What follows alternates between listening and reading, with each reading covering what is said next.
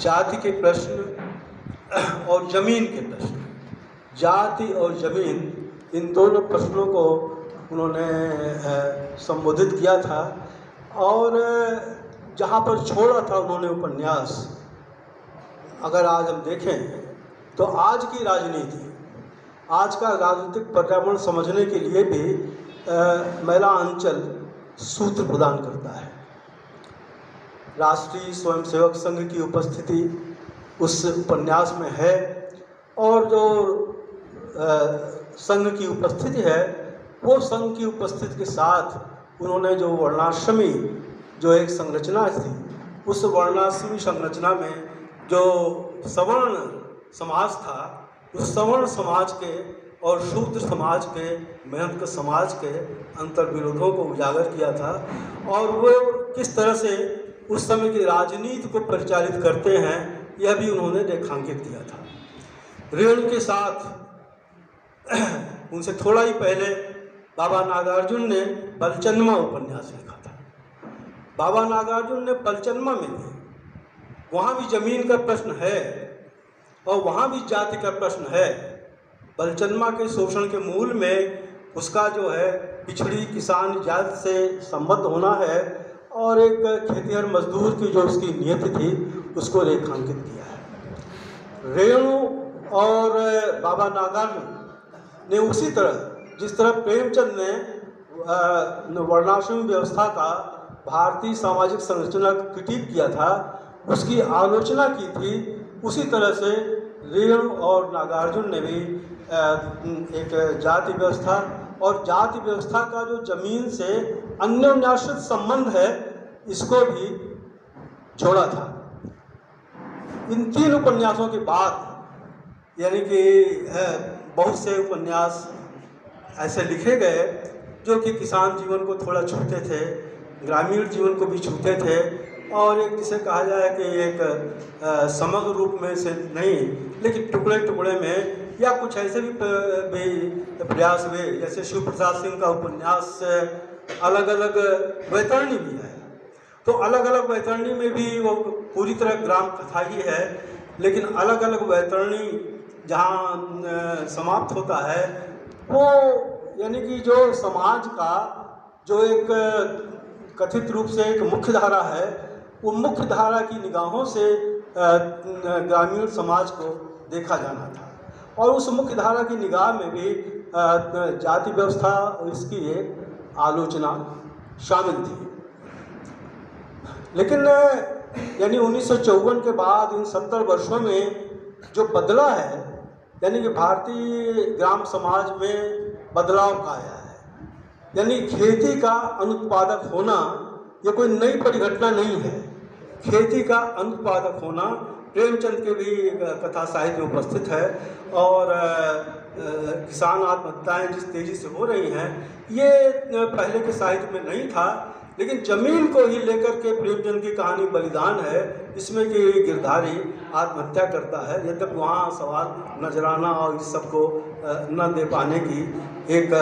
स्थिति है। तो जब मैं महिला अंचल के बाद जिस अनुपस्थिति को मैं दर्ज कर रहा हूँ, तो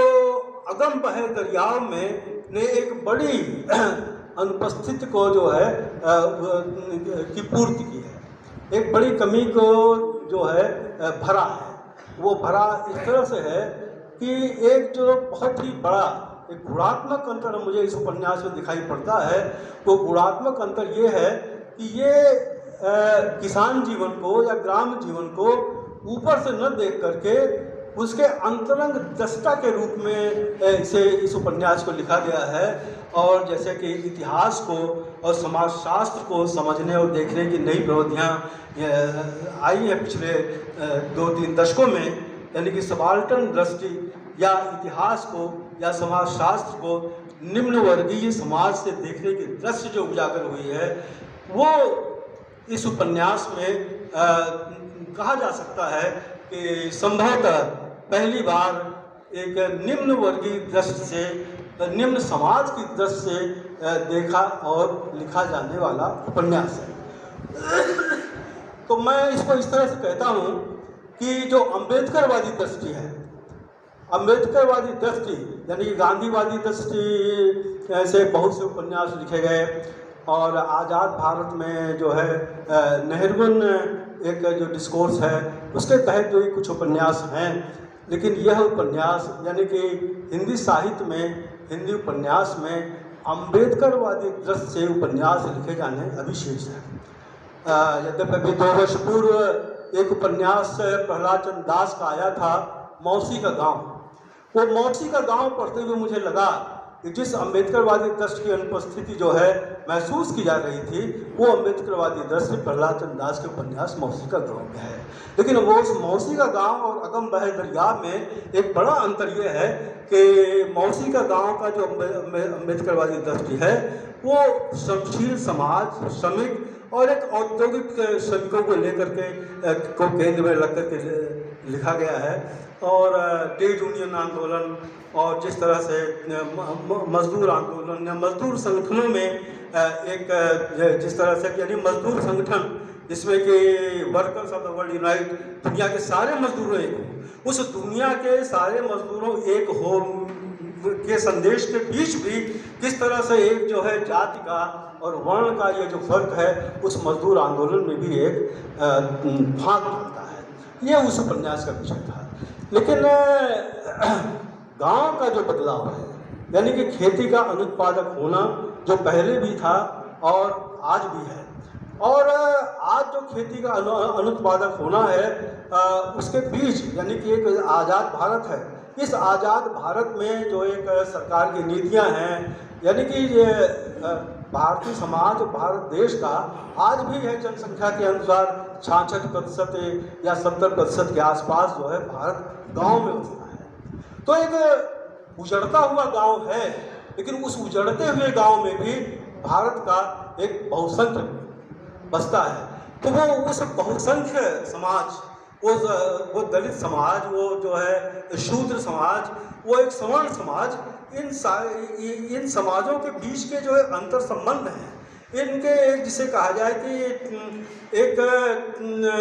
संबंधों के बीच जो है एक अलगाव विलगाव और एक संबंध बने रहने की भी जो स्थिति है, इसकी एक पड़ताल जो है शिवमूर्ति जी ने इस उपन्यास के माध्यम से की है। एक किस तरह से प्रतिरोधी चेतना से संपन्न है, यानी कि प्रतिरोध की यह चेतना एक संगठित रूप से अभिव्यक्त होती है। ये चेतना आई कहाँ से, ये समझने की आवश्यकता है। ये सवाल ये है कि कोई एक किसी व्यक्ति की या किसी पात्र की चेतना नहीं है, ये चेतना उपजी है सामाजिक स्थितियों से। और उपन्यास का जो फलक है यानी कि आपातकाल का समय, नसबंदी और उसके बाद जो है जनता दल की सरकार, कांग्रेस की सरकार का जाना, वहां से शुरू होता है। और जब विद्रोही, इसमें 3 जो चरित्र हैं उनको जो है उनके माध्यम से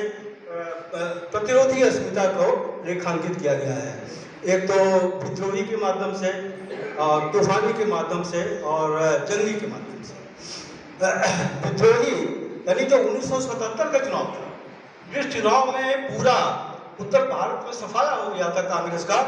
उस चुनाव में यानी उस चुनाव में जिसमें जनता ने उसे अपना चुनाव समझ लिया था और कांग्रेस को हटाने का,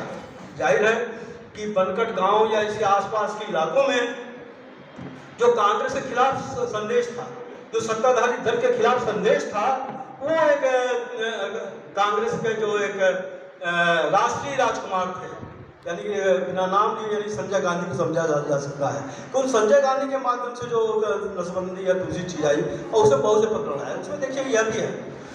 शिवमूर्ति जी ने इस बात को रेखांकित किया है कि नसबंदी की यातना से भी जो प्रताड़ित थे, उन प्रताड़ित में भी जो है हाशिए का समाज ज़्यादा था।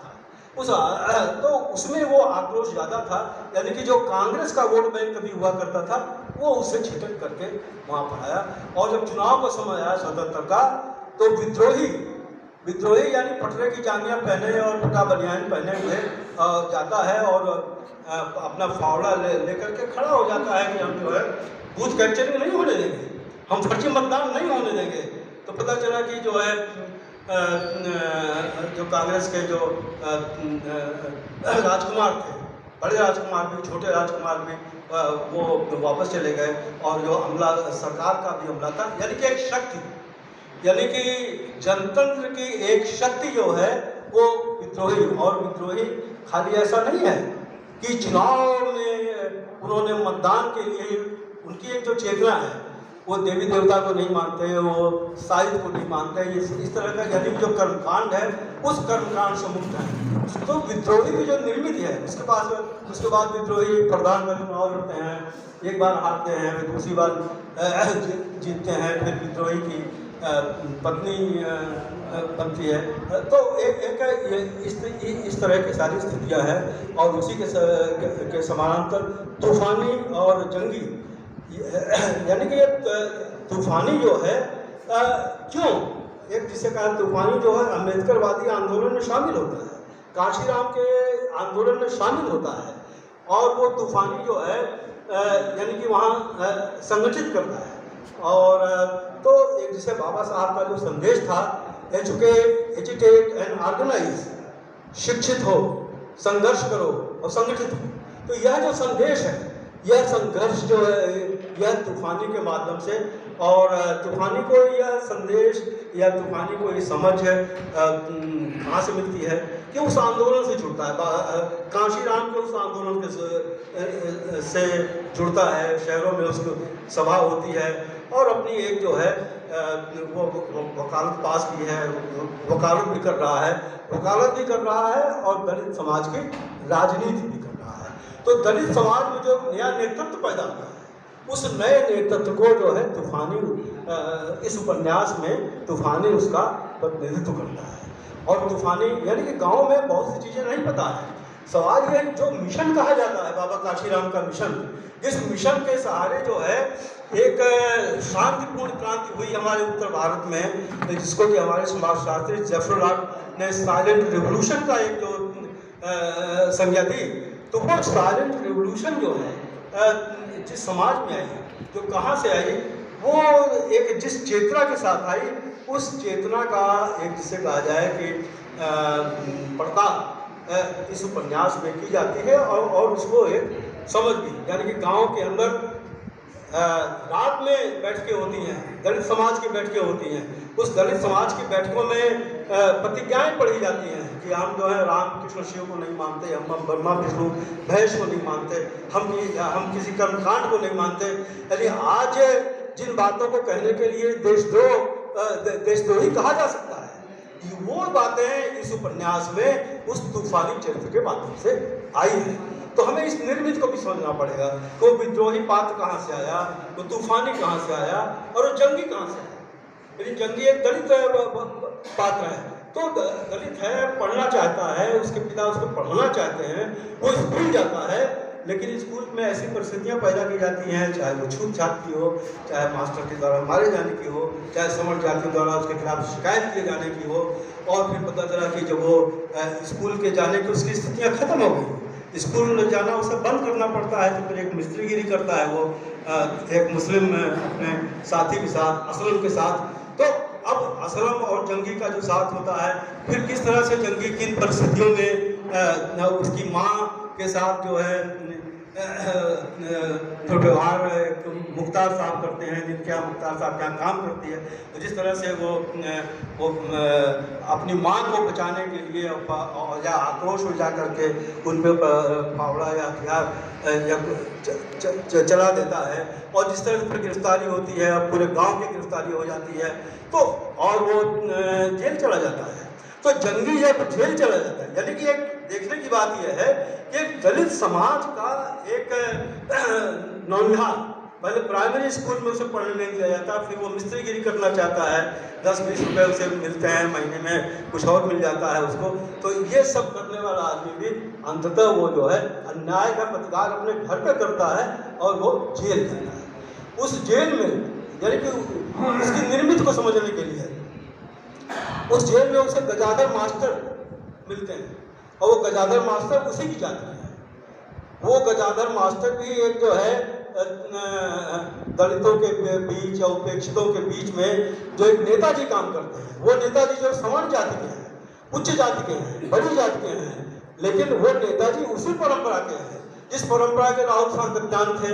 वर्ण और वर्ग से मुक्त होकर के काम करने की परंपरा, जिस परंपरा के बाबा नागार्जुन थे, तो उस परंपरा के वो नेताजी थे।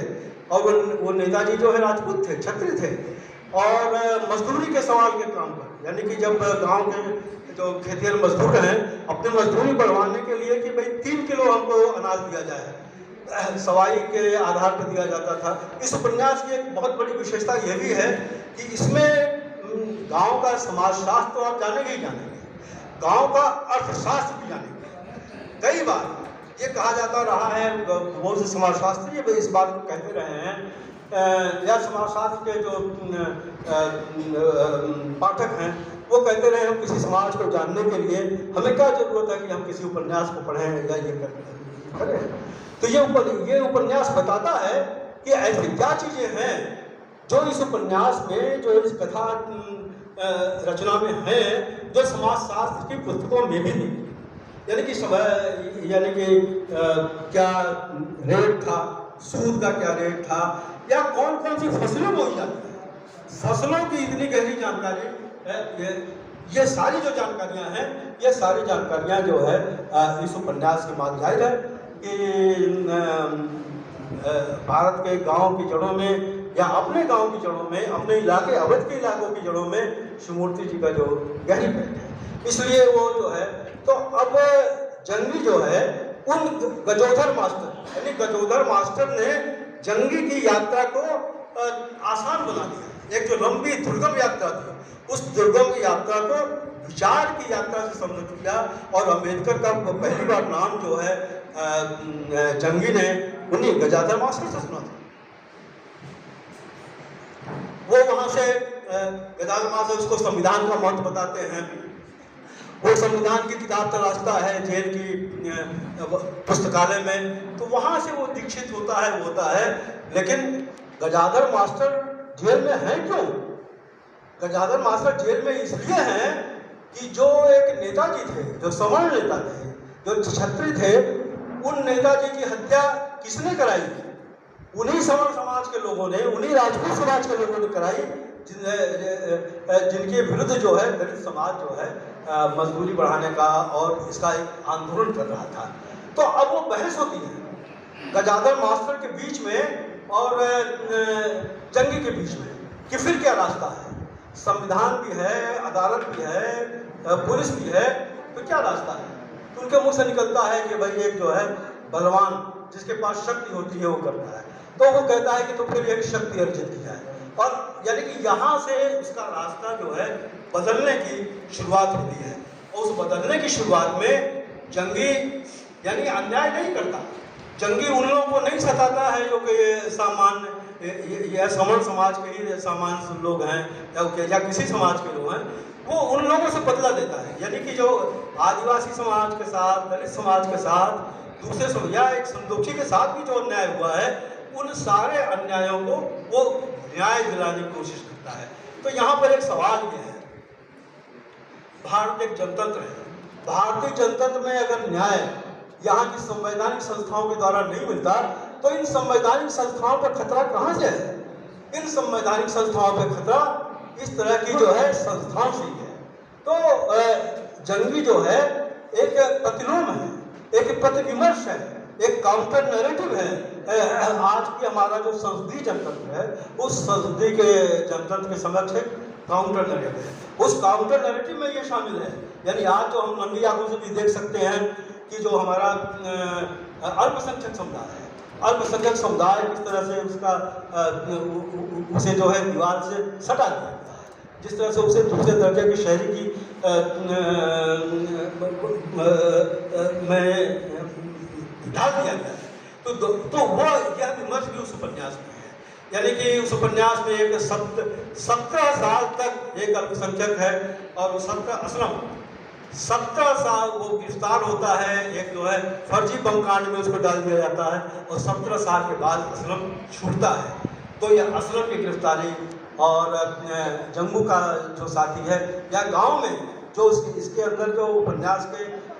पाठ में उपन्यास के टेक्स्ट में जो चीज़ें हैं कि बड़ी आसानी से जब षड्यंत्र किया जाता है कि ये दलितों को जो है मुगल में फंसाया जाए, तो उन्होंने कहा अमुक तो मुसलमान है, कल तब तो बहुत आसान है, तो सारे मुसलमानों को फंसा दिया जाता है, सारे दलितों को फंसा दिया जाता है। तो यह जो सामाजिक संरचना है जो आज के समय से समझी जा सकती है, मैं समझता हूँ कि इसका जो है एक व्यवहारिक जीवन आज हमारा जो समाज है, समाज में किस तरह से, यानी समाज में जो मुहावरे हैं, समाज में जो चलन है, और देखिए बहुत सी चीज़ों को इस उपन्यास ने डिकोड किया है। यानी कि एक है कि दलितों के साथ मुहावरा लगा हुआ है कि भाई ये चमार हैं, ये चोर हैं, ये है, इस तरह की जो चीज़ें हैं। लेकिन दलित समाज जो चोरी कर रहा है या चोरी के लिए अभिशप्त हो रहा है, यानी कि वो समाज जहाँ जो उसकी स्थिति जो है भूखे मरने की स्थिति है, उस समाज की अगर जो लड़कियाँ या औरतें रात के अंधेरे में चुपचाप जिस तरह से जाती हैं और खेतों से कुछ अपने खाने भर को काट लाती हैं, तोड़ लाती हैं, तो उन स्थितियों का एक परिप्रेक्ष्य इस उपन्यास में मौजूद है कि यह समाज या उपन्यास खाली एक तरफ से न देखा जाए कि आप उन्हें चोर करार दे दें कि उन्होंने हमारी फसल से चोरी की, वो चोरी की, तो उस चोरी का जो एक सामाजिक परिप्रेक्ष्य है, उस सामाजिक परिप्रेक्ष्य को भी ये उपन्यास उजागर करता है। और किस तरह के डर है मतलब एक विशेष परिस्थिति है, यानी कि दलित समाज को लोग जब जेल को गिरफ्तार करके जाते हैं, तो जो जुगनी का पिता है वो जेल में अपनी पत्नी से कहता है कि उसकी लड़की सयानी हो गई है, जुगनी, तो कहा कि वो ठाकुर टोले के बस्ते या ठाकुरों के लड़के तो आते होंगे टोले में, तो यानी कि ये जो है लड़की सयानी हो गई है, जेल में बैठा हुआ आदमी उसका डर है। इस तरह के बहुत से प्रकरण उपन्यास में हैं जिनके माध्यम से जो है समझा जा सकता है। और देखिए खाली पुरुष पात्र ही नहीं, प्रतिरोधी पात्र हैं जो इसके स्त्री पात्र हैं, वो दबंगा हो या विद्रोही बहू हो, सोना हो, जुगनी हो, ये सब अपने एक मतलब एक तो संपन्नता लिए हुए हैं। यानी दहबंगा जो है नसबंदी के दौरान भी जो नसबंदी करने वाले आए थे उनको पकड़ लेती है, चकबंदी के दौरान भी, यानी कि एक दहबंगा जो है एक दबंग महिला है, तो उसको एक चरित्र संपन्न, व्यक्ति संपन्न बनाया। जुगनी जो कि 16-17 साल की एक नई युवती है, उस जुगनी को भी जब छेड़ते हैं, फब्तियाँ उसके ऊपर कसी जाती है, तो तक खड़ी हो जाती है, और जिस तरह से उनको जवाब देती है तो उनको निरुत्तर कर देती है। तो जिस तरह के गांव है, या छत्रधारी सिंह अपने जो हलवाहा है महादेव, उस हलवाहा महादेव यानी उसके यहाँ जाते हैं, कहते हैं कि जो है अपने लड़कियों को बुला लो, अहमदाबाद में नौकरी करता है, अहमदाबाद से यहाँ बुला लो, काहे के लिए बुला लो कि हमारा वो पट्टे का काम धाम संभाले। वो कहता है कि बाबू वो नहीं आएगा, वो नहीं आएगा। वो नाराज होता है, क्यों नहीं आएगा? तो वो बताता है कि भाई वो वहाँ नौकरी कर रहा है, अपने बच्चों को पाल रहा है, पढ़ा लिखा रहा है, वो नहीं आएगा। वो महादेव का बेटा जो है इन्हीं छत्रधारी के उसे प्रताड़ित होकर वहाँ जाता है, वो नहीं आता है, तो छत्रधारी गालियाँ देते हैं, उनका बड़े एक बहुत तरह का प्रकरण है। यानी कि एक जो है शहरों में जो शहर जा चुका है, उस गांव का जो एक युवक है उस पर भी कितना अधिकार। तो यह जो वर्ण व्यवस्था है, ये जो जाति व्यवस्था है, यह जाति व्यवस्था खाली एक राजनीतिक या सामाजिक नहीं, एक पूरा है, इसे एक जो धार्मिक वैधता प्राप्त हुई है। इसमें जगह जगह श्लोकों के माध्यम से, धार्मिक ग्रंथों के माध्यम से उसको सिद्ध किया गया है कि किस तरह से वो समाज जो वहाँ से वैधता प्राप्त करता है, उसे लगता है हम कुछ नहीं गलत कर रहे हैं, यही तो होना था, यही तो हमारा धर्म कहता है। और एक जब मैं इस उपन्यास को अम्बेडकरवादी उपन्यास कहता हूँ, तो मैं अम्बेडकरवादी जो पूरी दृष्टि है, खाली ऐसा नहीं कि अम्बेडकर की मूर्ति वहाँ लगनी है गांव के अंदर, फिर अम्बेडकर की मूर्ति लगने नहीं दी जाती है, वहाँ झगड़ा खड़ा कर दिया जाता है कुछ सवर्णों के द्वारा, बाद में कुछ बाद में लगती भी है। या पेरियार मेला लखनऊ शहर में होता है, फिर पेरियार की मूर्ति लगने की बात होती है, और जो बहन जी की पार्टी है वो उसे लगने से इनकार कर देती है। तो यह जो एक राजनीति में जो इस तरह का परिवर्तन है, यानी कि जो सवर्ण, जो शूद्र समाज या मेहनत का समाज या हाशिए के समाज, जिस समाज में एक उम्मीद होती है राजनीति के माध्यम से, अपने वोट के माध्यम से वो दल यानी कि काशीराम का जो मिशन है, मिशन जो है उसी समाज के द्वारा, उसी समाज के नेतृत्व द्वारा किस तरह धराशायी कर दिया गया है। लेकिन वो एक राजनीतिक लोगों ने उसे असफल बनाया है। उस समाज में इसको लेकर के एक चिंता है, एक क्षोभ है ये इस बात को लेकर के। तो इस समूची प्रक्रिया को अगम बहे गरियाब में दिखाया गया है। दूसरा जो राजनीतिक परिवर्तन है, वो चाहे वीपी सिंह का प्रधानमंत्री बनना हो, मंडल कमीशन का आना हो, मंडल के समानांतर मंदिर का होना हो, राजा नहीं गरीब है, इस देश की तकदीर है का नारा लगना हुआ, के नारे से लेकर के राजा नहीं यानी क्या क्या है का नारा, मंडल कमीशन के बाद उसी राजा के खिलाफ उस वही राजपूत समाज हो जाता है जो राजपूत समाज उनको प्रधानमंत्री बनाने के लिए आगे आगे था। तो यह जो राजनीति, दूसरा उपन्यास की निगाह है, उपन्यास कार की निगाह सतही निगाह नहीं है, एक गहरी निगाह है। उस गहरी निगाह में दलितों और पिछड़ों के बीच का जो अंतर्विरोध है, उस अंतर्विरोधों पर भी संकेत है, उसको भी लेकर के एक डिबेट है। तो ये सारी चीज़ें हैं। तो मैं समझता हूँ कि इस दौर का यानी कि जो आंदोलन तिलक राजू और तलवार से शुरू हुआ था, हाथी नहीं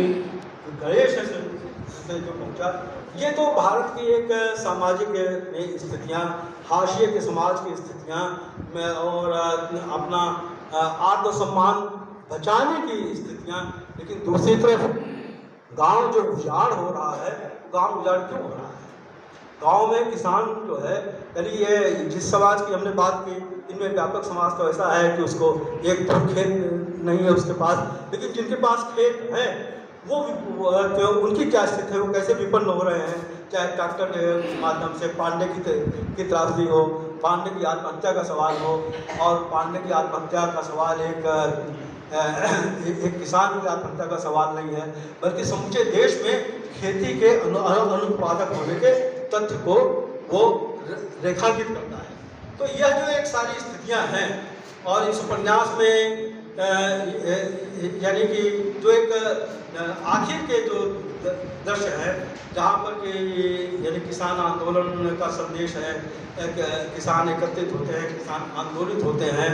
और अपने गन्ने की फसल के सही दाम के लिए आंदोलन करते हैं। मिल के माध्यम से, गन्ना मिल के माध्यम से जो शोषण की प्रक्रिया है, वो शोषण की प्रक्रिया उजागर होती है, या खाद के माध्यम से, यानी किस तरह से तंत्र में फंसाया जा रहा है, ये सारी प्रक्रिया जो है उसके माध्यम से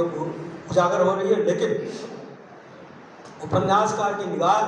यानी कि उस खेती और किसान पर एकांकी निगाह नहीं है, संपूर्णता में निगाह रखते हुए तो किसानों का जो ज़्यादा बड़ा शोषण है,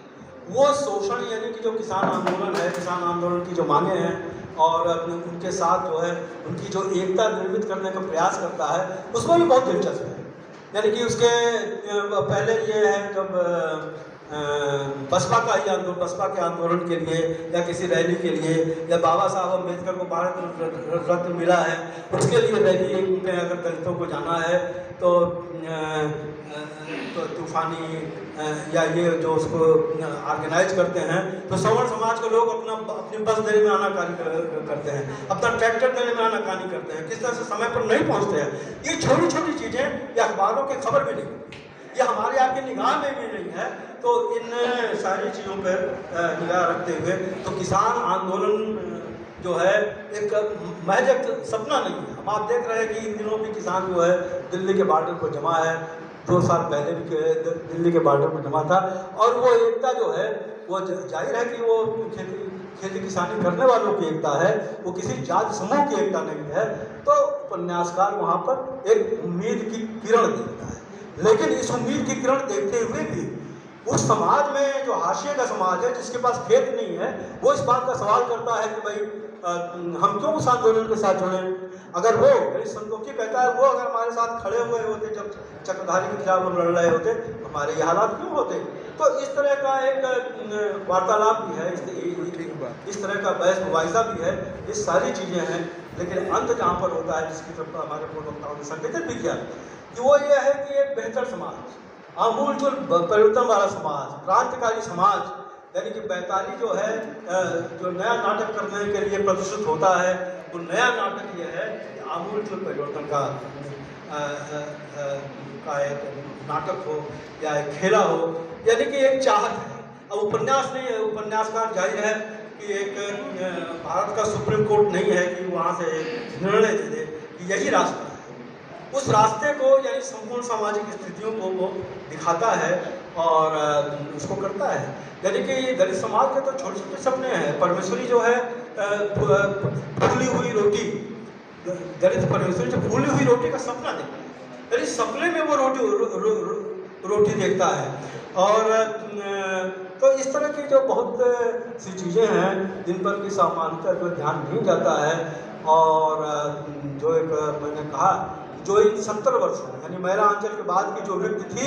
और जो भारतीय समाज की स्थितियाँ थी, उस भारतीय समाज को बहुत बेहतर समझ के साथ इस उपन्यास में रेखांकित किया गया है। दूसरे जो एक जिस इलाके की कहानी है, उस इलाके की संस्कृति,